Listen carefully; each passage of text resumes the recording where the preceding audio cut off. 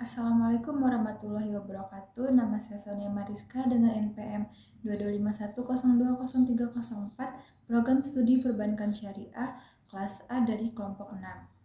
Di sini saya akan menjelaskan hasil review jurnal dari kelompok saya, yaitu yang berjudul Distribusi Pendapatan dan Kekayaan dalam Ekonomi Islam. Hasil studi menunjukkan bahwa distribusi pendapatan dalam kekayaan sangat urgent dalam menciptakan manfaat. Prinsip utama dalam distribusi adalah keadilan atau justice dan kasih sayang atau persaudaraan. Sementara sistem distribusi hanya dua, yaitu bersifat komersial melalui mekanisme pasar dan sistem yang menekankan dimensi keadilan yang diperuntukkan bagi kalangan yang lemah. Pendahuluan kesenjangan perekonomian yang terjadi di tanah air sudah sangat memprihatinkan dan merupakan fenomena umum. Selanjutnya, faktor penyebab terjadinya hal tersebut yaitu karena adanya ketidakadilan dan ketidakseimbangan dalam distribusi pendapatan dan kekayaan. Sebab, jika distribusi kekayaan tidak tepat, maka sebagian besar kekayaan akan masuk ke kantong para kapitalis sehingga akibatnya banyak masyarakat yang menderita. Kemiskinan dan kelebihan kekayaan negara tidak mereka nikmati. Hal ini membuktikan bahwa distribusi pendapatan dan kekayaan yang belum merata. Islam memberikan solusi untuk meminimalkan kesenjangan yang terjadi antara yang miskin dan yang kaya dengan cara distribusi.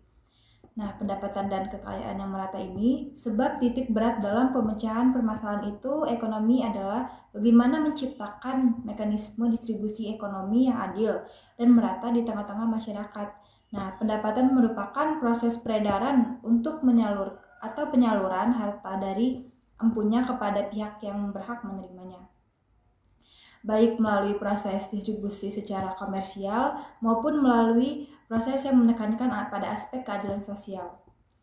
Nah, pengertian ini juga berangkat dari prinsip bahwa kebutuhan dasar setiap individu itu harus memenuhi pada kekayaan seseorang itu terdapat pada hak orang miskin. Dan pada harta-harta mereka juga ada hak untuk orang miskin yang meminta atau miskin yang tidak mendapatkan bagian atau tidak meminta. Nah, untuk itu merupakan kewajiban kita sebagai hamba Allah agar memprioritaskan dan menjadikan distribusi pendapatan dan kekayaan yang bertujuan pada pemerataan menjadi urgent dalam perekonomian Islam.